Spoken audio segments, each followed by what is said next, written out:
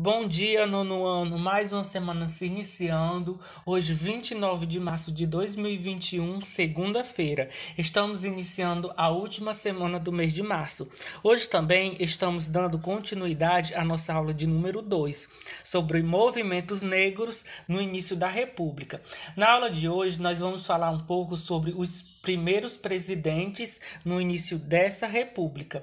Vamos falar também sobre as revoltas que ocorreram durante o mandato desses presidentes. E também vamos falar sobre as revoluções que ocorreram. Eu sou o professor Eugênio, sejam bem-vindos a mais uma aula de História. Para começar, vamos conhecer os primeiros presidentes no início da República. Promulgada a Constituição de 1891, a Assembleia Constituinte foi transformada em Congresso Nacional com poderes para propor e votar leis. Além disso, coube aos deputados e senadores eleger o presidente e o vice-presidente da República. Nessa primeira eleição indireta, os representantes civis, que incluía o grupo dos cafeicultores, apresentaram como candidato o fazendeiro Prudente de Moraes para presidente e o Marechal Floriano Peixoto para vice-presidente. Por sua vez, os militares indicaram a candidatura de Teodoro da Fonseca para presidente e o do almirante Eduardo van der Klock para vice. Fazendo o resumo disso tudo, eram 2 candidatos a presidente e 2 candidatos vice-presidente. O primeiro foi escolhido pelos civis e cafeicultores, o segundo foi pelos militares. A legislação da época permitia que o eleitor votasse em candidatos de chapas distintas para presidente e vice. Assim foram eleitos Teodoro da Fonseca e Floriano Peixoto. Vocês percebem aqui que as eleições na época eram bem diferentes das eleições atuais, pois foi eleito o presidente, podemos dizer, de uma chapa, e o vice foi eleito o vice de outra chapa. Governo de Teodoro da Fonseca. Mesmo vencendo a eleição, Teodoro não tinha apoio político suficiente para governar, ou seja, sem o apoio ele não poderia governar. Ele sofria a oposição dos grandes cafeicultores paulistas, que o acusavam de ser autoritário e o responsabilizavam pela crise econômica do encilhamento. Os cafeicultores tinham o poder e Teodoro não conseguia lidar com a oposição. Por isso, em 3 de novembro de 1891, ele decidiu fechar o Congresso e prender seus principais líderes, ato que desrespeitava a Constituição.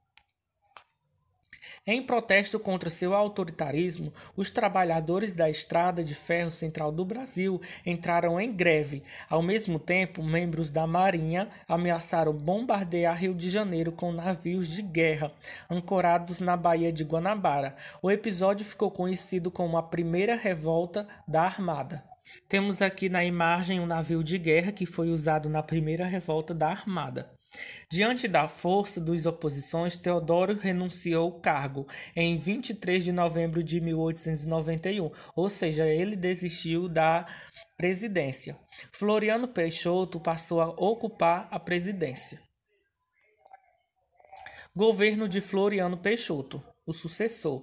Entre 1891 e 1894, durante o mandato de Floriano Peixoto, o governo reabriu o Congresso Nacional e afastou chefes do governo estaduais considerados adversários.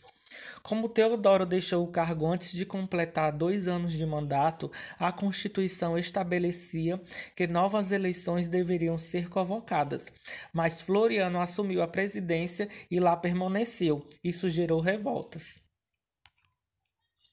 Em relação à economia, o governo estimulou a industrialização, facilitando a importação de equipamentos e a concessão de empréstimos.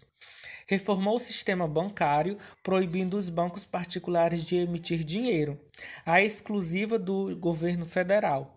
Isso conferia maior controle sobre o dinheiro em circulação e evitava um novo encilhamento. Autoritarismo e oposição. O governo de Floriano foi duramente criticado e as oposições promoveram revoltas com o objetivo de convocar novas eleições presidenciais. Em setembro de 1893, ocorreu a Segunda Revolta da Armada no Rio de Janeiro. Durante essa revolta, navios de guerra ameaçaram bombardear a capital caso o presidente não convocasse novas eleições. Alguns dos mais influentes setores políticos do país temiam que com esse confronto colocasse em risco a estabilidade da República.